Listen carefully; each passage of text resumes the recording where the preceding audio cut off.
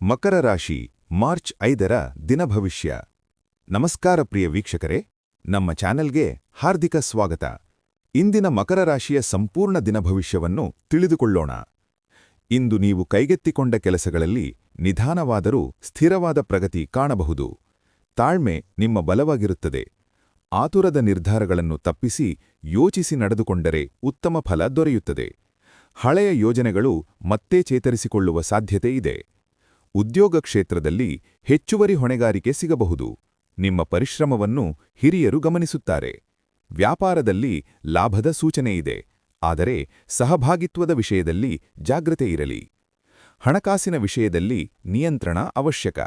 ದೊಡ್ಡ ಮೊತ್ತದ ಖರ್ಚು ಮಾಡುವ ಮೊದಲು ಮನೆಯವರ ಸಲಹೆ ಪಡೆಯಿರಿ.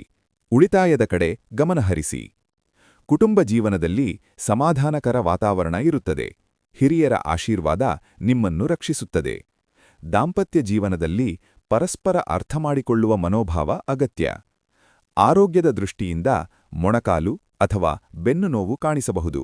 ವಿಶ್ರಾಂತಿ ಮತ್ತು ಸರಳ ವ್ಯಾಯಾಮ ಉಪಯುಕ್ತ. ಇಂದು ಶಿವನ ದೇವಾಲಯಕ್ಕೆ ಭೇಟಿ ನೀಡಿ ಬಿಳಿ ಹೂವು ಅರ್ಪಿಸಿದರೆ ಮನಃಶಾಂತಿ ದೊರೆಯುತ್ತದೆ. ಎಳ್ಳು ದಾನ ಮಾಡುವುದು ಶುಭಕರ.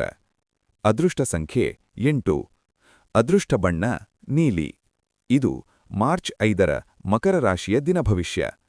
ಪ್ರತಿದಿನದ ರಾಶಿಫಲಕ್ಕಾಗಿ ನಮ್ಮ ಚಾನೆಲ್ ಅನ್ನು ಅನುಸರಿಸಿ. ಮತ್ತೆ ಭೇಟಿಯಾಗೋಣ. ಧನ್ಯವಾದಗಳು.